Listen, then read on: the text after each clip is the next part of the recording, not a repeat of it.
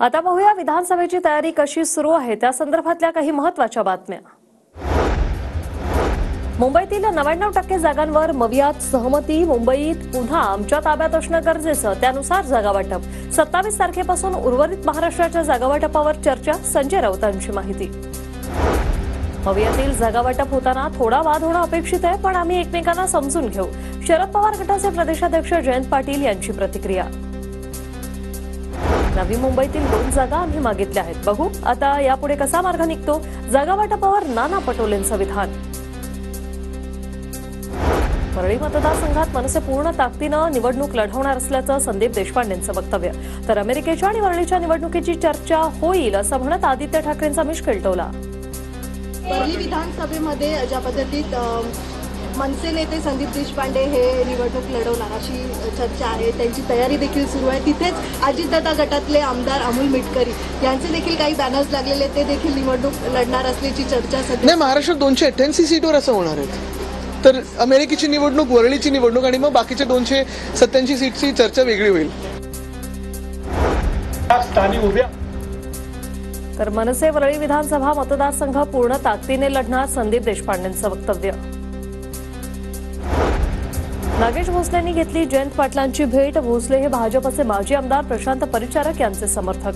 पंढरपूर मंगळवेढ्यासाठी नागेश भोसलेंच्या पत्नी साधना भोसले इच्छुक।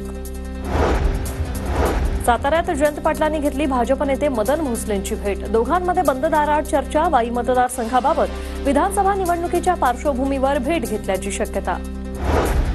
रोहित पवारांमुळे जयंत पाटील पवार गटात अस्वस्थ। जयंत पाटील भाजपच्या वाटेवर असावेत असा अंदाज। पाटील आणि नागेश भोसलेंच्या भेटीवर संजय शिरसाटांचं वक्तव्य।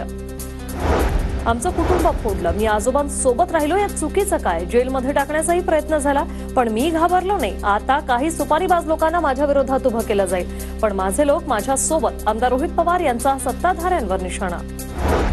अजित पवार गटाचे जुन्नरचे आमदार अतुल बेनके पुन्हा एकदा शरद पवारांच्या भेटीला।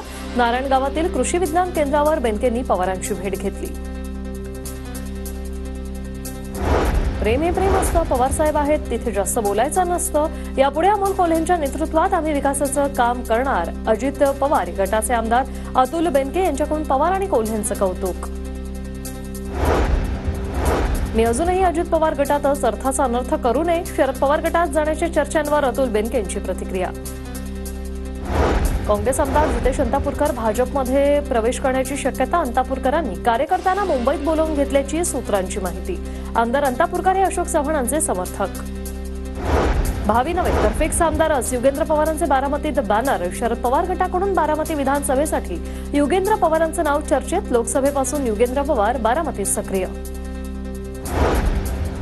कोल्हापुरात समरजित घाटगेंनी खासदार शाहू महाराजांची भेट घेतली। तुतारी हाती घेण्याच्या निर्णयानंतर घाटगेंकडून महाविकास आघाडी नेत्यांच्या भेटीगाठी सुरू। पाटण मतदारसंघातील पाटण, दिवशीखुर्द, घोट गावातील पदाधिकारी आणि नागरिकांचा शिवसेना शिंदे गटात प्रवेश। शंभूराज देसाई यांच्या उपस्थितीत पक्षप्रवेश। भाजप आमदार संभाजीराव पाटील निलंगेकर यांची निलंगा मतदारसंघात जनसन्मान यात्रेला सुरुवात।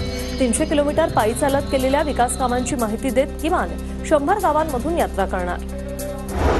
अकृष्णा मोहिते पाटलांचा आमदार बबनराव शिंदेंना धक्का। आमदार बबनराव शिंदेंचे सहकारी सूरज देशमुख आणि रावसाहेब देशमुख शरद पवार गटात प्रवेश करणार। 4 तारखेला पक्षप्रवेश सोहळा।